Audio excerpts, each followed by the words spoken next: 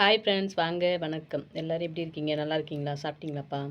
இப்போ ஒரு விமானம் ஒன்று விபத்துக்கு ஆனது தெரியுங்களா? நிறைய பேர் கேள்விப்பட்டிருப்பீங்க. ஆனால் எனக்குமே எங்கள் பொண்ணு சொல்லி தான் தெரியும். எனக்கு செல்லில் அவ்வளோவா இதாக தெரியல. எங்கள் பொண்ணு தான் அன்றைக்கே சொன்ன. அப்படியே ரொம்பவே மனசு வருத்தம். அன்றைக்கி எதுவுமே பேச முடியல. ரொம்பவே மனசு கஷ்டமாக இருந்தது. அதில் பாருங்கள், லண்டன்லேருந்து ஒரு அண்ணா தன்னோட மனைவியோட இறுதிச் சடங்குக்கு குஜராத் வந்திருக்காரு. குழந்தைங்கள அங்கேயே விட்டுட்டு, லண்டன்லேயே விட்டுட்டு வந்தவர் இறுதிச் சடங்குலாம் முடிச்சுட்டு திரும்ப ரிட்டன் போகும்போது அந்த விமானத்தில் தான் போயிருக்காரு. அந்த விமானத்தில் போயிருக்கும்போது பாருங்கள், குழந்தைங்க அப்பா வருவாங்கன்னு எதிர்பார்த்துட்டு இருப்பாங்க.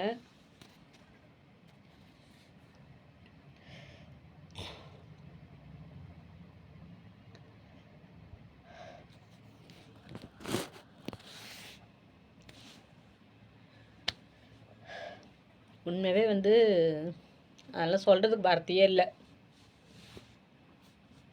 தன்னோட குழந்தைங்கள விட்டுட்டு வந்துட்டோமே, நான் ஒரு மனசில் எவ்வளோ வேதனை இருக்குது. சாகும்போது இந்தமாரி ஆயிடுச்சுன்னு நினைக்கும்போது அவரோட மனசு எப்படி இருந்திருக்கும். அதேமாரி தன்னோட அப்பா போனவருன்னு வரலையே. ஏன்னா அம்மாவும் இறந்துட்டாங்க, அப்பாவும் இன்னும் வரலையே அப்படின்னு நினைக்கும்போது அந்த குழந்தைங்களோட மனசு எப்படி இருக்கும். அது நினைக்கும் போதே உண்மையாக ரொம்ப கஷ்டமாக இருக்குது. ஏன் இந்த கடவுள் இப்படிலாம் பண்ணணும். யாரோ ஒருத்தரோட உயிர் தப்பிச்சுது. அந்த குழந்தைங்களோட அப்பாவோட உயிர் தப்பிக்க வச்சிருக்கலாம்ல இந்த கடவுள்.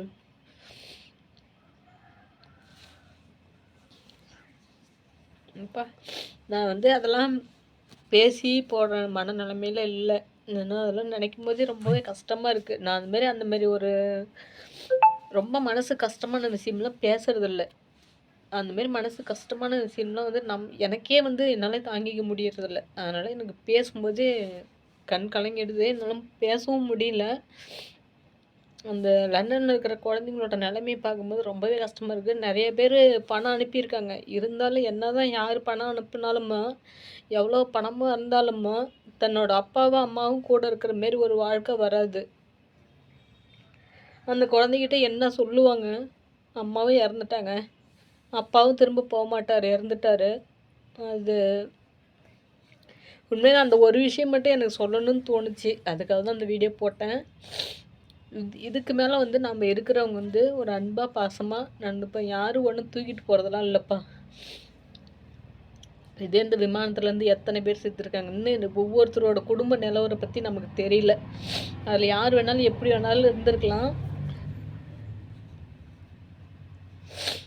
நாம் இருக்கிறவங்க யாரையும் விரோதியாக அப்படி இப்படின்னு நினைக்காத, ஜாலியாக சந்தோஷமாக பழகலாம்.